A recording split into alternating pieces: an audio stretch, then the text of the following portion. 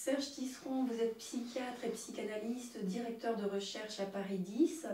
Vous êtes l'auteur de nombreux ouvrages et vous venez de publier aux éditions Albin Michel L'empathie au cœur du jeu social. Alors, quelle est votre définition de l'empathie ? Oui, alors effectivement, souvent il y a des quiproquos autour de ce mot. Quand on pense empathie, on pense souvent à la qualité que doit avoir le commerçant pour vendre ce qu'il veut vendre à son client. Mais l'empathie, c'est en fait quelque chose de beaucoup plus complexe. Et je crois qu'il faut avoir à l'esprit que l'empathie, elle a plusieurs dimensions, plusieurs marches. Elle peut être complète ou elle peut être tronquée. Alors, qu'est-ce que c'est ces marches de l'empathie? Alors la première marche, c'est le fait de pouvoir se mettre à la place de quelqu'un, au moins partiellement. Moi, si je reçois une femme violée, je ne vais pas vraiment me mettre à sa place, mais je vais quand même pouvoir peut-être comprendre quelque chose de sa rage par rapport à des rages que j'ai pu vivre, comprendre quelque chose de son humiliation par rapport à des humiliations que moi-même j'ai pu vivre. Donc c'est ce premier niveau où on peut se mettre au moins partiellement à la place d'autrui, relativement à certaines parties de l'expérience, à certaines émotions. Alors, ce n'est que la première dimension de l'empathie, mais on voit déjà que c'est compliqué parce qu'il y a une dimension émotionnelle, on perçoit des choses comme peut-être l'autre les a perçues, et puis aussi il y a une dimension qu'on appelle cognitive, c'est-à-dire on peut avoir une idée de ce que l'autre a eu dans la tête, des pensées qui lui sont venues. Donc une dimension émotionnelle, une dimension cognitive, mais c'est que la première marche.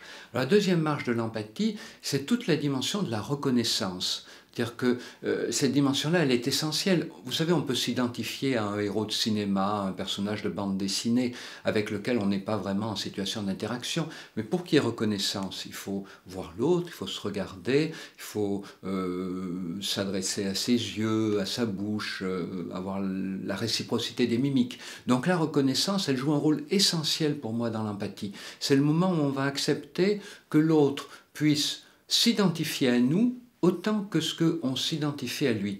Quand je suis au cinéma, je peux m'identifier au héros, à la star, mais la star ne va pas s'identifier à moi, évidemment, c'est un film. Mais quand je suis avec quelqu'un, je vais m'identifier à cette personne, mais j'accepte qu'elle s'identifie à moi. Et là, vous voyez, ça va être un peu compliqué parce que je vais devoir accepter de me rendre vulnérable. Je vais devoir accepter que l'autre puisse, en me devinant, peut-être vouloir me manipuler. Donc il y a une dimension de risque, mais je dois accepter ce risque pour que la relation soit vraiment réciproque. Ça, c'est la deuxième dimension de l'empathie, et on voit déjà toutes les angoisses qu'elle fait naître, et on voit que c'est plus compliqué de reconnaître que de s'identifier. Puis il y a une troisième dimension de l'empathie, c'est pour moi l'empathie complète, c'est vraiment lorsque toute l'intersubjectivité va être engagée, c'est le fait d'accepter que l'autre puisse m'informer sur moi-même de choses que j'ignore moi-même sur moi. C'est la personne qui va en psychothérapie ou en psychanalyse, elle accepte que son thérapeute lui fasse découvrir des choses sur elle-même. Il y a des choses qu'elle ne savait pas en commençant sa thérapie et qu'elle saura sur elle en terminant sa thérapie. Et vous voyez, ce n'est pas une situation limitée à la thérapie, c'est ce qui se passe entre deux amants, entre parents et enfants, c'est ce qui se passe dans les relations amicales. Mais on voit déjà que là, la prise de risque est maximale. C'est vraiment accepter de faire confiance dans ce que l'autre va nous dire de nous, au risque que peut-être l'autre se trompe, donc ça suppose vraiment une grande confiance.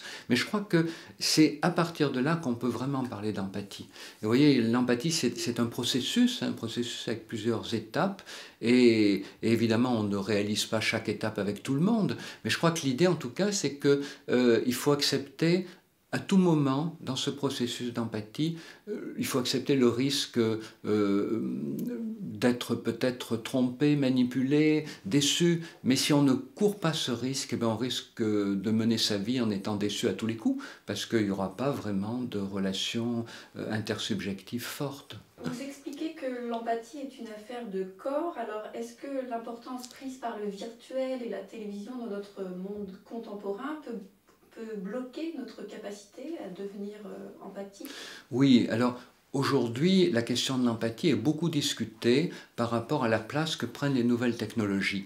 Alors c'est vrai que les nouvelles technologies ont complètement bouleversé nos manières de communiquer et d'interagir, hein, puisque avant l'invention du téléphone, les gens ne pouvaient communiquer qu'en se voyant ou éventuellement par courrier. Alors avec l'invention du téléphone, on a été amené à communiquer beaucoup plus souvent sans se voir, mais on avait la voix qui pouvait être triste, chaude, froide, hein, selon les circonstances et les interlocuteurs. Mais aujourd'hui, avec les SMS, on a même perdu la voix.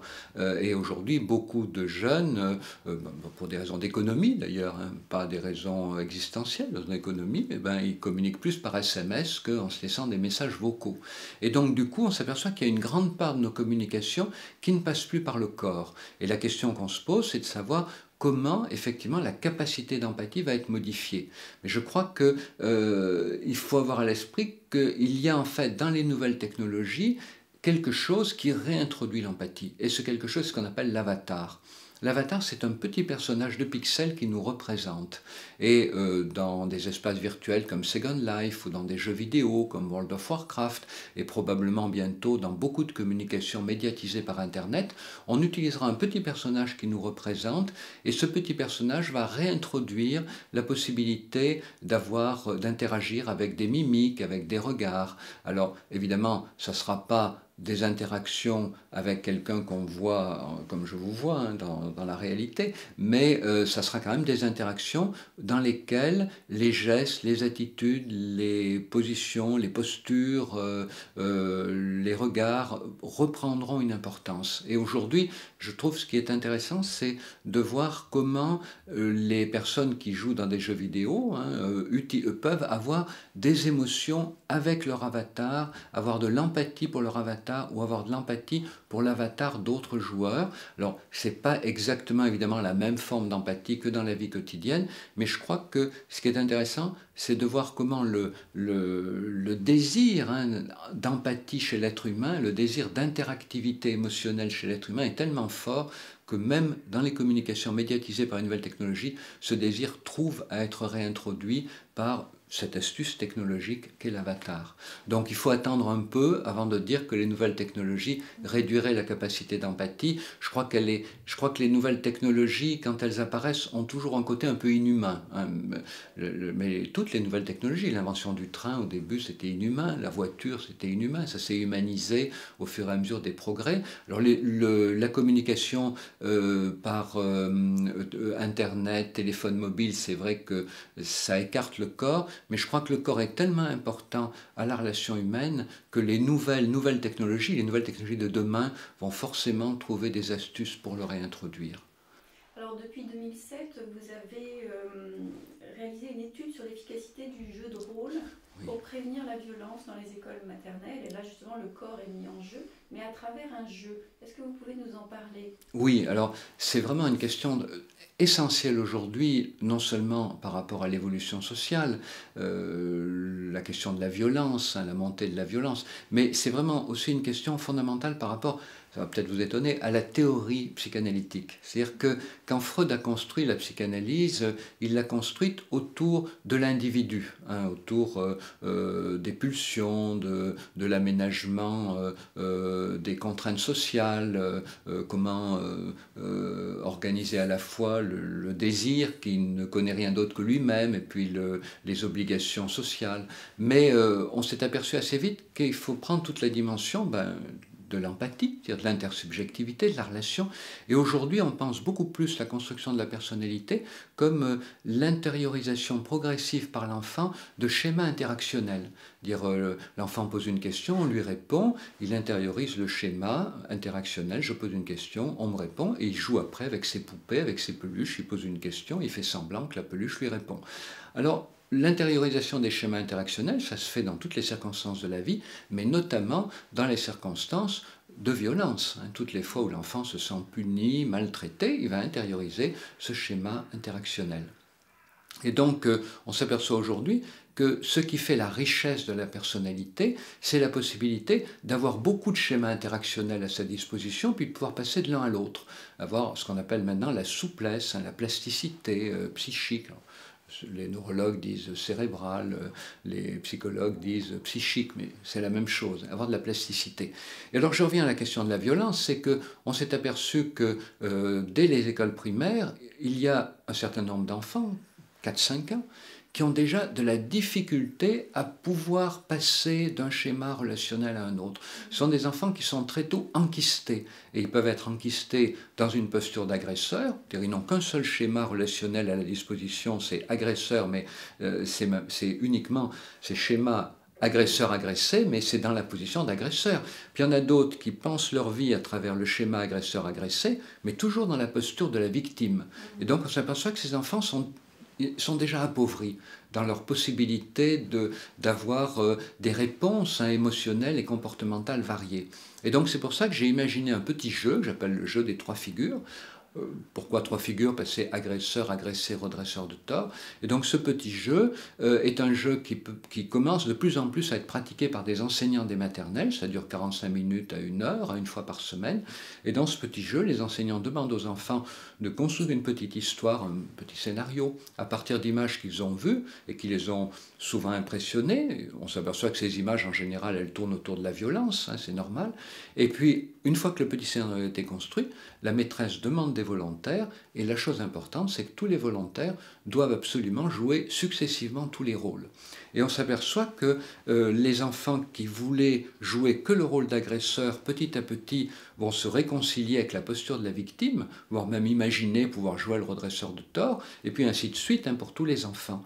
Et dans les écoles où c'est pratiqué, eh bien, les maîtresses disent qu'il y a une meilleure atmosphère de classe, qu'il y a des jeux qui avaient disparu des cours de récréation qui réapparaissent, comme le jeu de la vendeuse des 4 saisons, je suis le vendeur, tu es l'acheteur, et puis on change, etc. Et puis que les enfants gèrent mieux l'utilisation des jouets mis à la disposition de tous, comme les vélos dans la cour de récréation. Alors on a en plus fait une étude statistique pour montrer que ça avait des effets sur les enfants. Alors évidemment, ce n'est pas une réponse absolue, enfin, ce n'est pas une réponse qui se veut résoudre tous les problèmes de la violence, mais je crois qu'aujourd'hui, on ne peut bien vouloir résoudre la question de la violence que si on ne cherche pas à réduire la violence, mais à augmenter ce qui s'oppose à la violence. Il ne faut pas vouloir punir les enfants violents, les envoyer en thérapie précocement ou des choses comme ça ne fait qu'aggraver leur cas. Je suis absolument pour les positions du collectif Pas de zéro de conduite pour les moins de 3 ans. Il ne faut pas vouloir diagnostiquer trop tôt les enfants parce que justement, ce qui leur fait défaut, c'est la souplesse psychique. Donc il faut renforcer cette souplesse. Le jeu des 3 figures, il stigmatise aucun enfant, il est proposé à tous les enfants, il a pour but d'augmenter la plasticité psychique, et vous voyez qu'il fait appel à la capacité d'empathie. Il encourage les enfants à ne pas avoir peur de changer de rôle dans une relation, à ne pas avoir peur d'élargir leur éventail identificatoire et émotionnel.